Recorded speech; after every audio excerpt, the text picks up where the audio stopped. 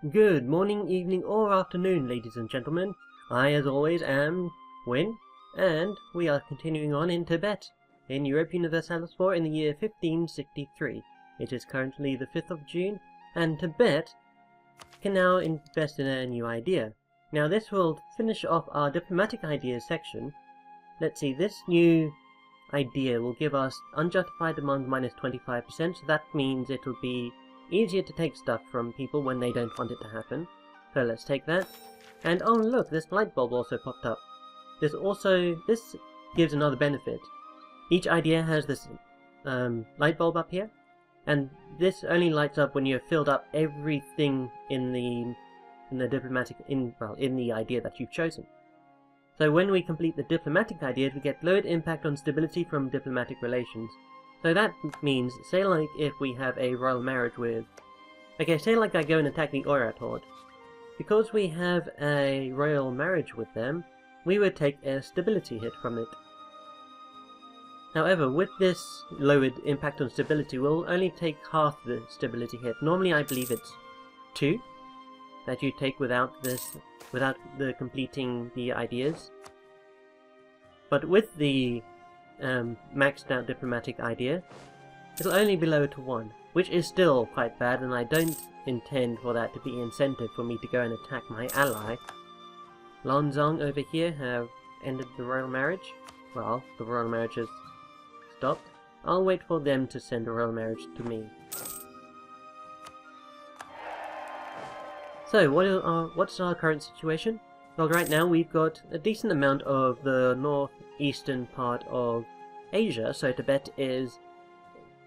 Would you say it's cross-continent? No, I wouldn't say it's cross-continent, unless you think that...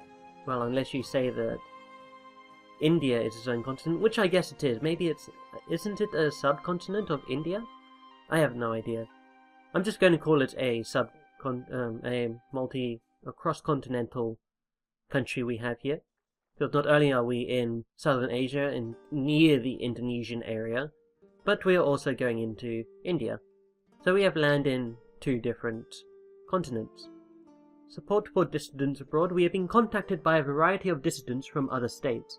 These dissidents claim to have vast supporters who just need some cash. They are most likely lying.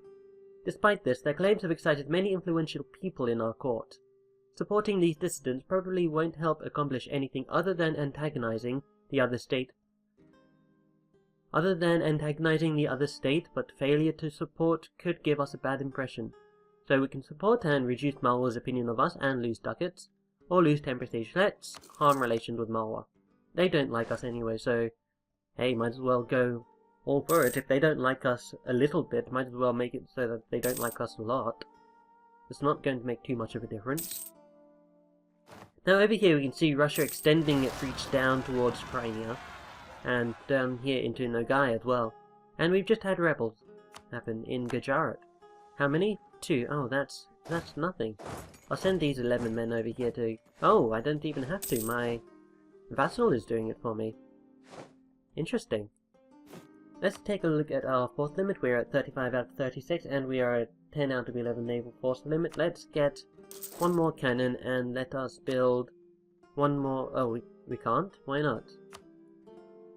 We need 37 gold in order to build. Well, we might as well wait for our gold to increase. We have gained the... Ooh. Okay, so Vijayanagara has now formed Hindustan.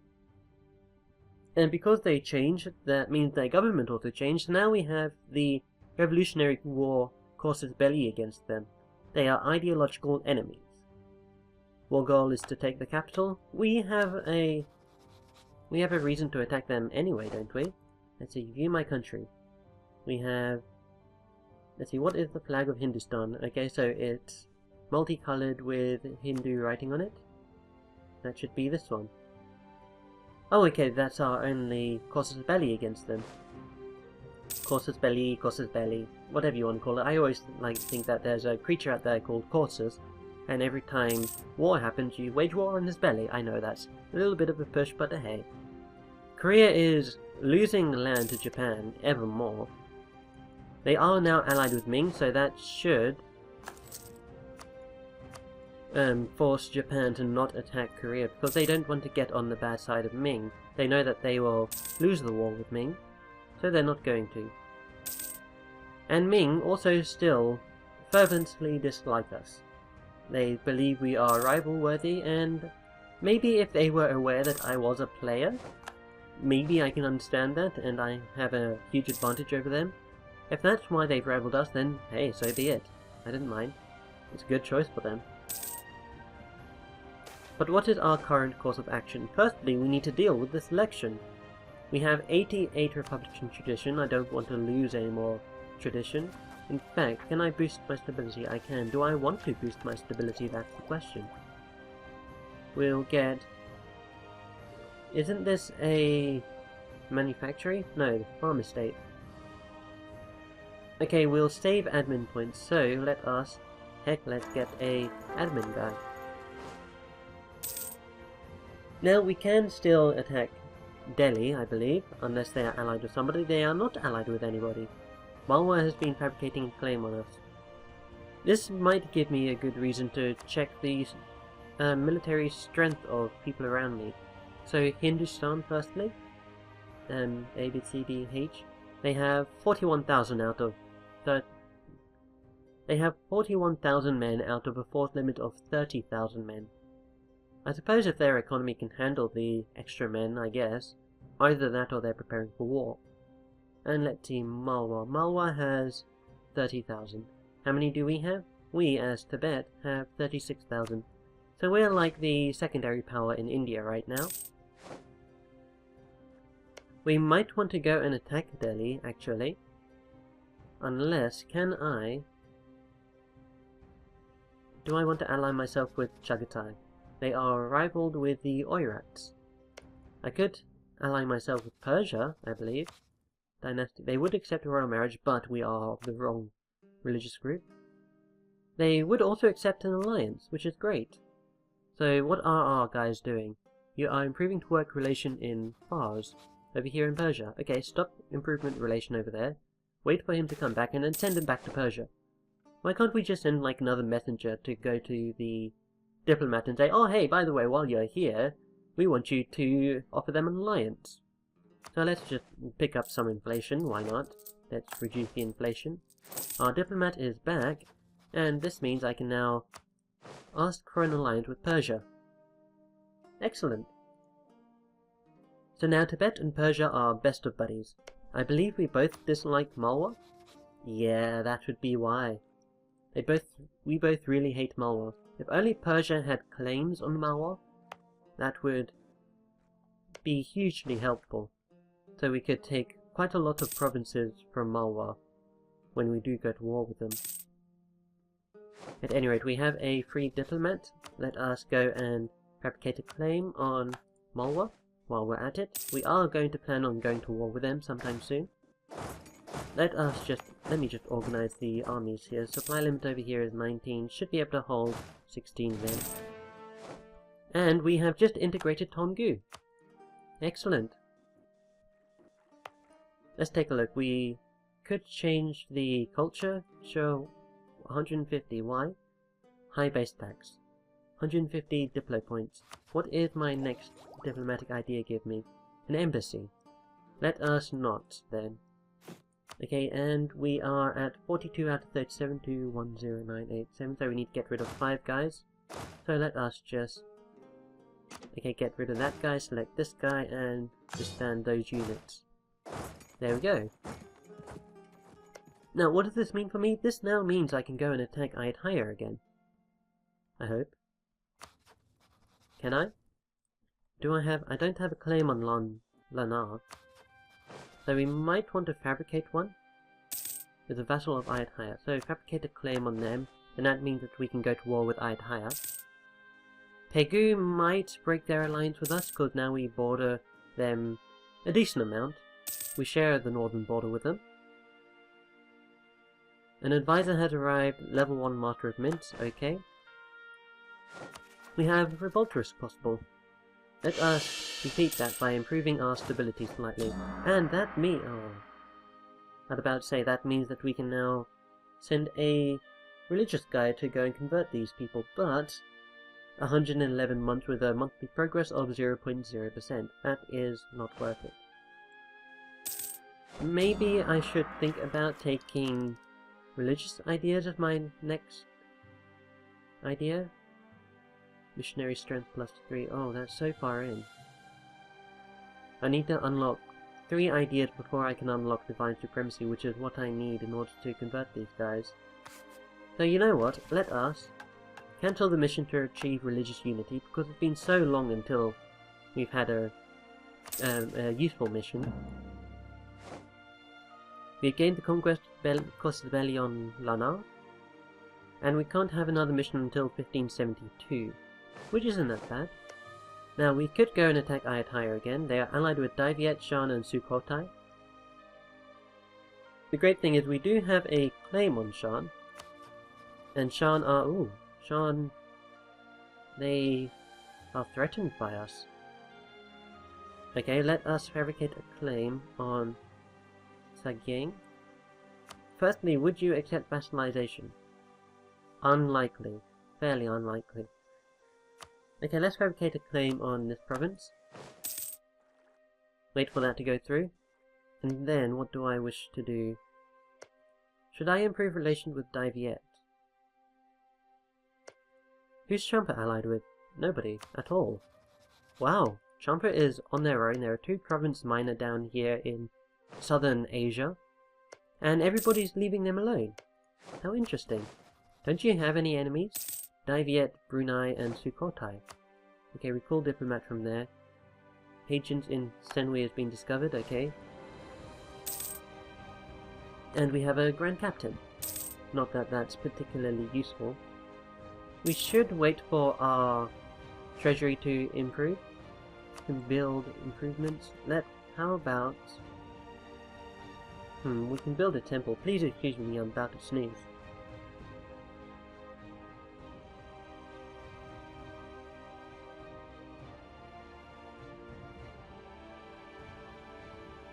Okay, so in terms of buildings, what can we build? What would be worthwhile to build, actually? We could build a constable here in Gorda, the capital. And that's all we can do right now. Let's just wait for a while, and just wait for peace to occur. Well, we're in peace, sorry. Let's just wait till something interesting happens. I'll bring you back when something does. Okay, hello again, everybody. During the time between the last clip that you saw and this clip, I have decided to just send my diplomats to go and fabricate claims all over Malwa and Shan.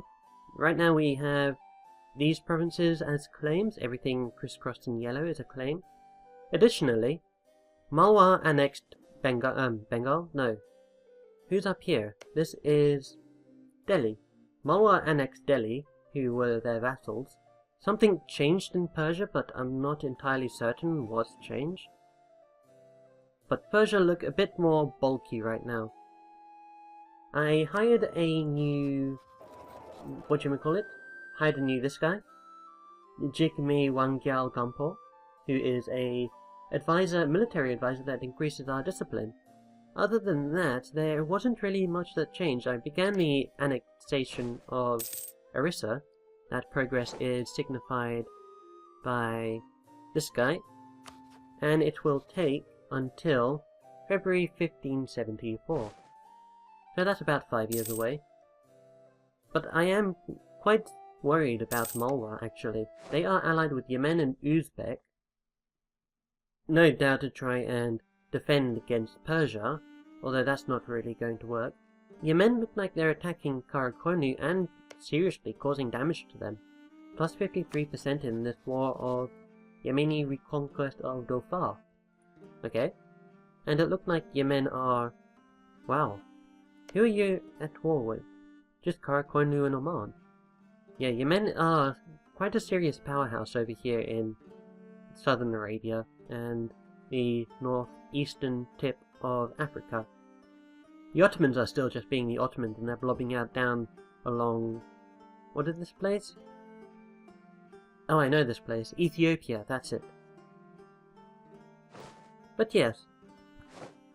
I would like to go and attack Shan pretty soon. They are allied with Ayutthaya, so I don't need to worry about having this claim on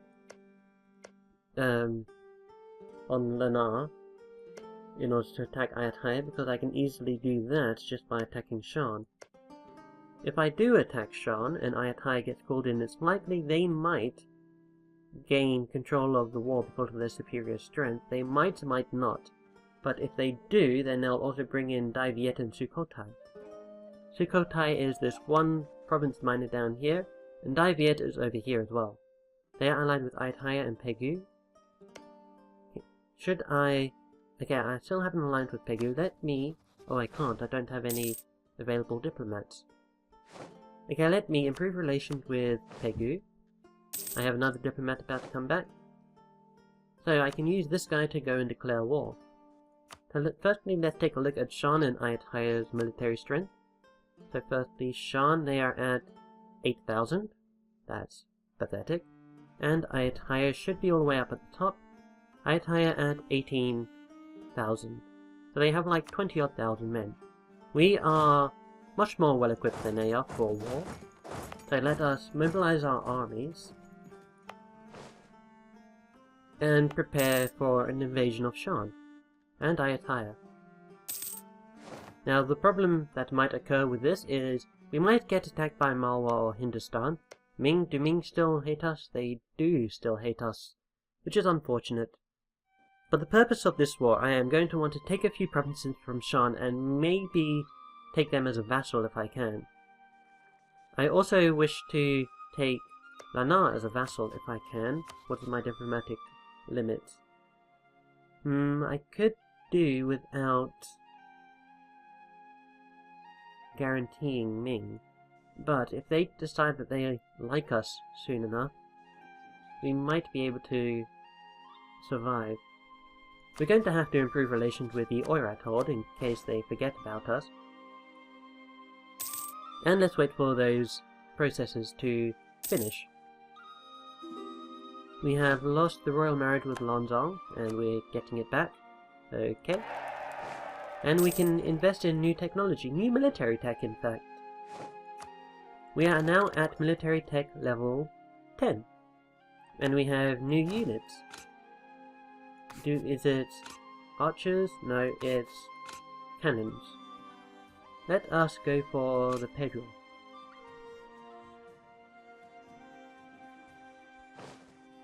So how many cannons do we have in each army? We have 6,000 cannons there and 5,000 cannons there.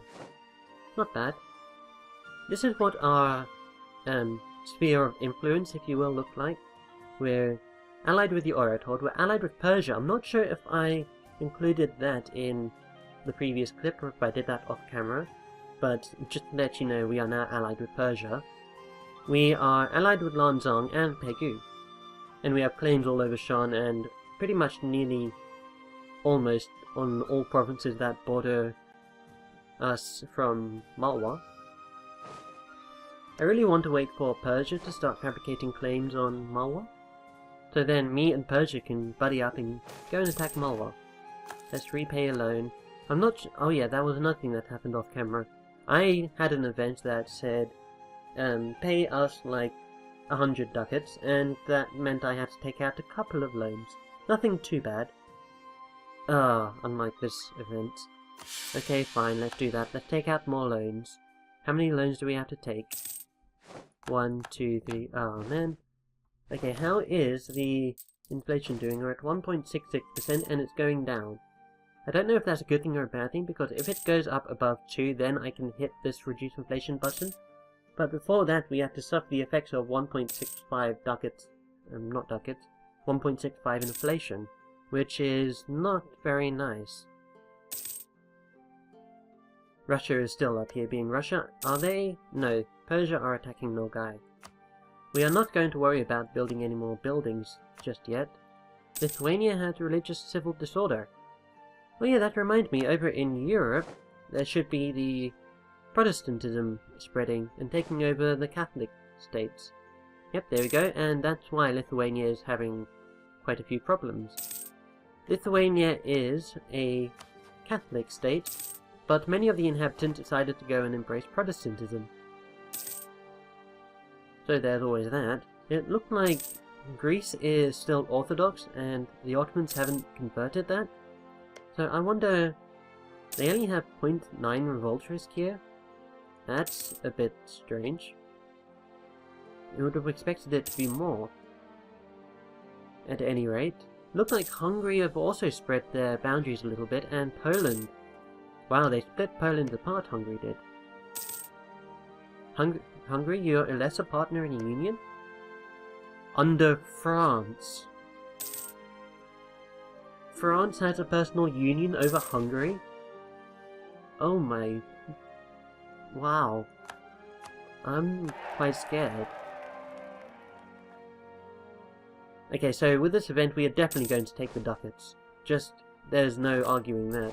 Maybe we can repay some of our loans. We can. We have 3 more loans to pay. Can we pay all of them? No. We have 1 more loan left. But now, take a look at this. Haven't seen this in many episodes. We can take another mission. So we can improve defenses in Lodo if they just want us to build a building there. Incorporate Orissa into our country, which I might do. And claim Riven's province Bastar. Let's incorporate Orissa into our country. Now as Tibet, one of the things that I wish they included in this game, in the year like 800 AC, I believe, Tibet actually had an empire. So I wished in this game that Tibet could have a national decision to reform the Tibetan Empire, but that doesn't seem to be happening. We are doing quite well in essentially restoring the empire. I'm not too certain on how far the empire spread, but I just know they had an empire. That's where Tibetan terriers come from, by the way, just on an off-topic note. Boundary dispute, we can protect our faith. Tibet gets a claim on Longzhou. Ming gets diplomatic causes belly against us. Or we lose 1 stability. Well, Ming... man. We might very well lose a war against Ming. Which sucks. I really wish we were allied with Ming again.